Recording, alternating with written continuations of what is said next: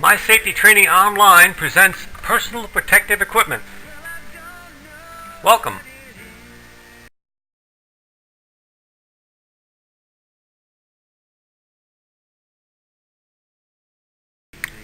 What you will learn: Introduction to personal protective equipment.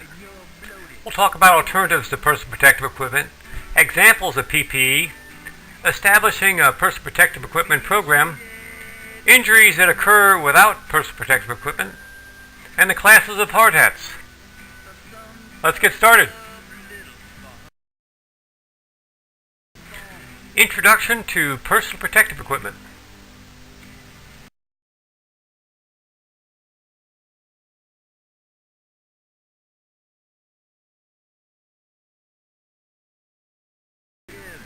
Employers must protect employees from workplace hazards such as machines, hazardous substances, and dangerous work procedures that can cause injury. Employers must use all feasible engineering and work practice controls first to eliminate and reduce the hazards. Then, when appropriate personal protective equipment is needed, in the event that those controls don't eliminate the hazards. Remember, PPE is the last level of control. The machine or work environment can be physically changed to prevent employee exposure to a potential hazard. Then, the hazard can be eliminated with an engineering control first and foremost. Initial design specifications: substitute less harmful material, change the process, enclose the process, isolate the process, or provide ventilation are all examples of engineering controls versus personal protective equipment. What are some of the causes of head injuries? Falling objects, bumping your head against fixed objects such as exposed pipes or beams. Contact with exposed electrical conductors.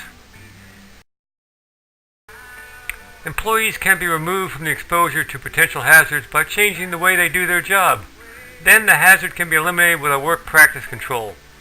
Use wet methods to suppress dust. Personal hygiene, housekeeping and maintenance, job rotation. Personal protective equipment examples. Part 2.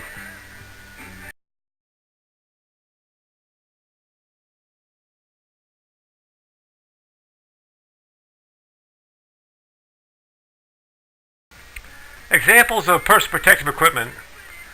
Well, for the eye would be safety glasses and goggles. Face would be face shields. Head would be hard hats. The feet, safety shoes.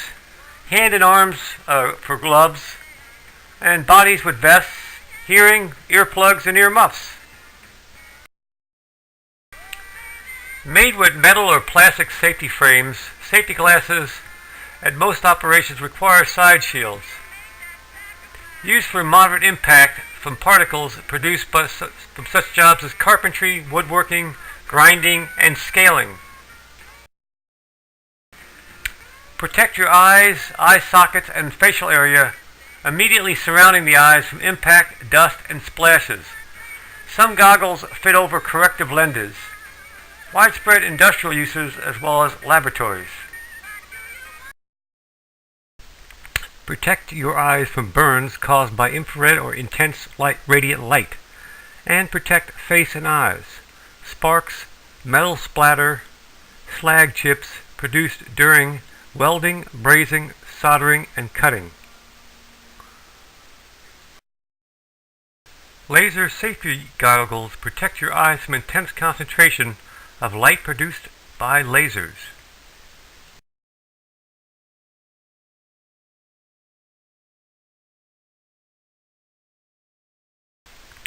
Face shields protect the face from nuisance dust and potential splashes or sprays of hazardous liquids.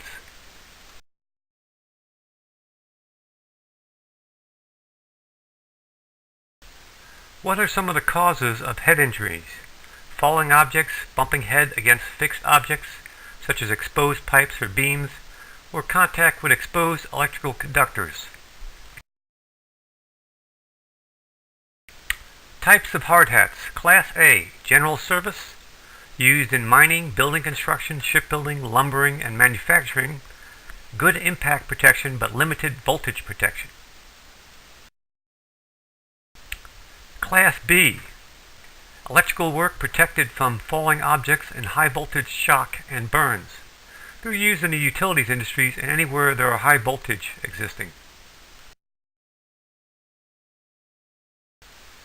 Class C, designed for comfort, offering limited protection, protects your head against bumping against fixed objects, but does not protect against objects or electrical shock.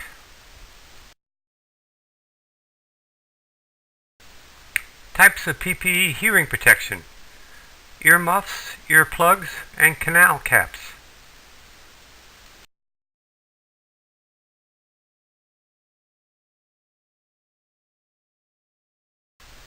What are some of the causes of foot injuries?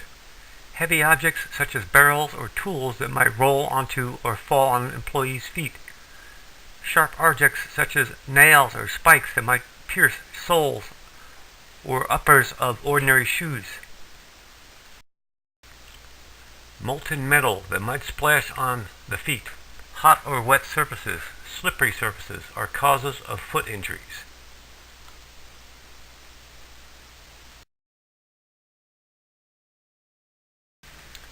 Foot protection has high impact resistant toes and heat resistant seals that protect against hot surfaces common on roofing, paving, and hot metal industries. Some have metal insoles to protect against puncture wounds. Foot protection may be designed to be electrically conductive for use in explosive atmospheres or non-conductive to protect from workplace electrical hazards.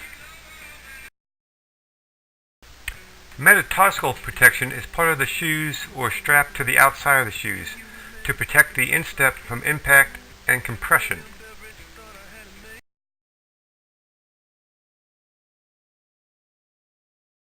What are some of the hand injuries you need to guard against?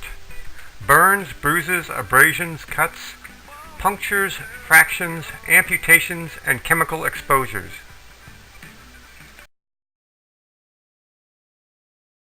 Hand protection for personal protective equipment. Norfoil laminates resist permeation and breakthrough by an array of toxic hazardous chemicals. Butyl provides the highest permeation resistance to gas and water vapors and is frequently used for ketones such as methyl ethyl ketone and esters such as amyl acetate and ethyl acetate. The nature of the hazards and the operation to be performed will be determined your selection of gloves and work posts.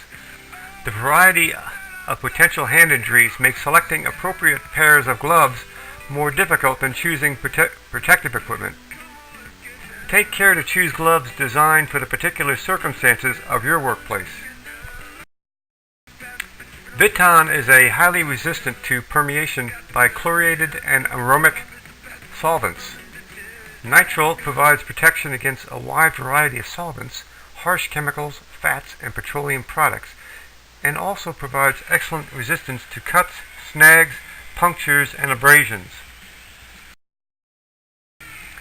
Kevlar protects against cuts, slashes, and abrasions. Stainless steel meshes protect against cuts and lacerations.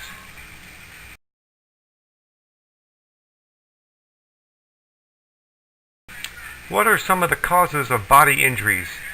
Intense heat, splashes of hot metal, and other hot liquids, impacts from tools, machinery, and materials, as well as cuts, hazardous chemicals, contact with potentially infectious materials like blood or radiation. Protective equipment comes with a variety of materials, each suited for particular hazards. If there's a possibility of body injury still exists, provide protective equipment constructed of material to protect against specific hazards. Install feasible engineering controls and institute work practice controls to eliminate the hazards. Different materials will protect against different chemical and physical hazards. Conduct your hazard assessment and identify potential sources of bodily injury. Part 4. Establishing a Personal Protective Equipment Training Program.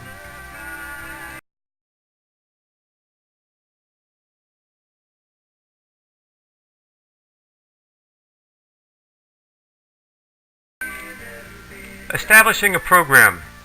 Set out procedures for selecting, providing, and using personal protective equipment as part of the employee's routine operation. First, assess the workplace to determine if hazards are present and if likely to be present, which necessitate the use of personal protective equipment. Next, determine if those hazards can be administered, controlled, or engineered out. Once the proper personal protective equipment has been selected, the employer must provide training to each employee who is required to use the personal protective equipment. If their job specifications change, it affects the employees, they must be retrained. If the personal protective equipment changes, then the employee must be retrained. Employees required to use personal protective equipment must be trained at least knowing the following: when the personal protective equipment is necessary, what type is necessary, how to properly put it on, take it off, adjust it, and wear it, what the limitations of the personal protective equipment are, as well as proper care, maintenance, useful life, and disposal of the PPE. Each employer must assess the workplace of hazards, use engineering and work practice controls first to eliminate and reduce hazards before going to personal protective equipment, select the appropriate personal protective equipment from the hazards that cannot be eliminated, and inform employees why personal protective equipment is necessary and when it must be worn.